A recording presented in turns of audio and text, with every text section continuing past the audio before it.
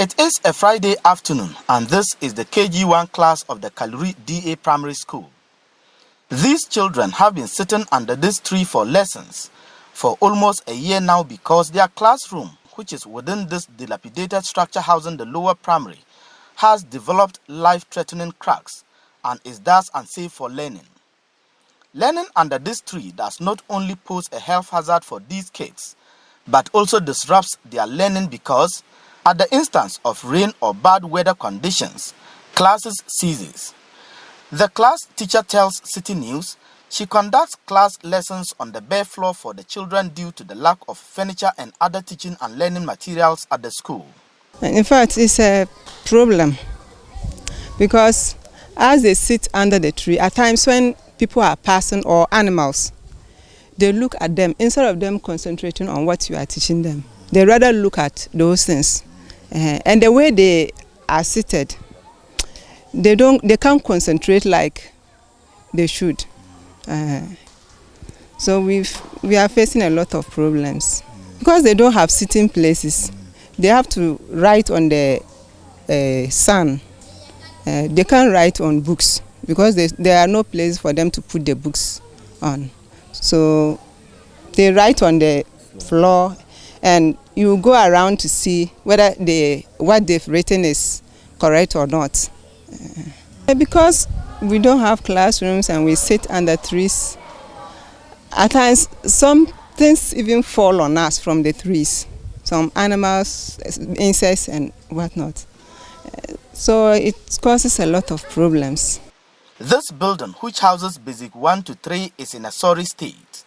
If you look at this structure, that is P1, P2, P3. And when you look at it, it is an eyesore. It is a death trap. It is a death trap. Termites have eaten, if you get into the classrooms, the termites have eaten the boards. And then at any time, a strong wind can blow off the zinc. And then if that happens, we are not praying for that, but if that happens, it means that the children will not have a place to sit and then teaching and learning to take place.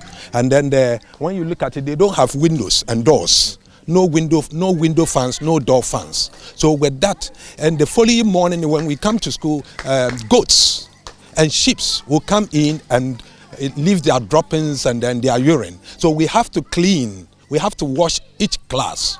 And with that, it takes teaching and learning time.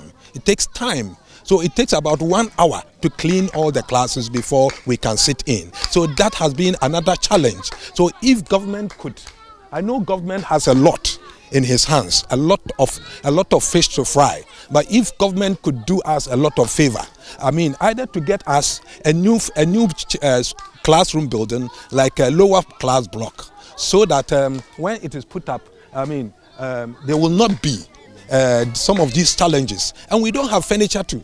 The children are more than the furniture that we have. We have the dual desks, we have 36. And the children sit on them three to a dual desk. And with that, writing is not effective. So when they are to write, some of them have to sit on the floor to write. And with that, it's a big challenge to me. And I will plead with anyone that can help, that is listening to me or seeing what we are doing.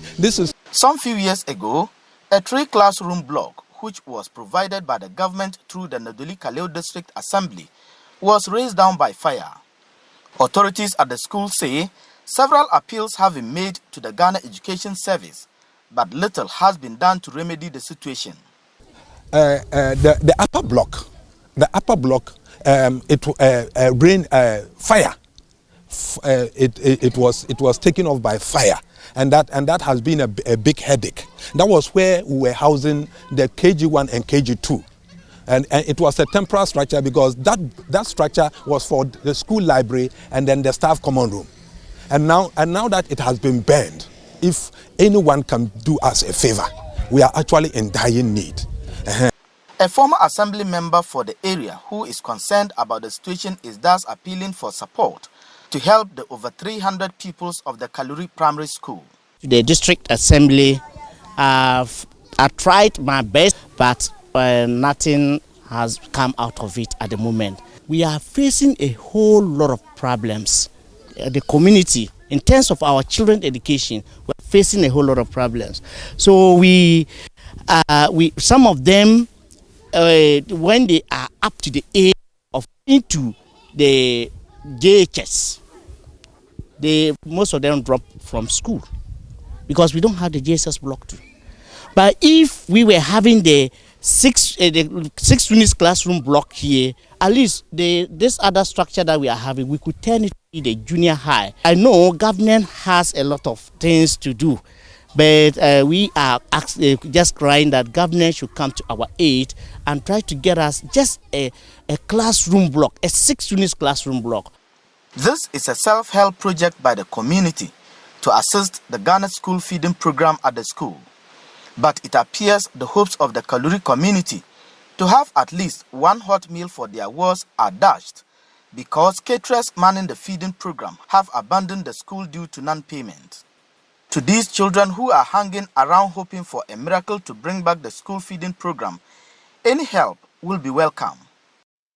Access to good quality education is enshrined in the 1992 Constitution of Ghana.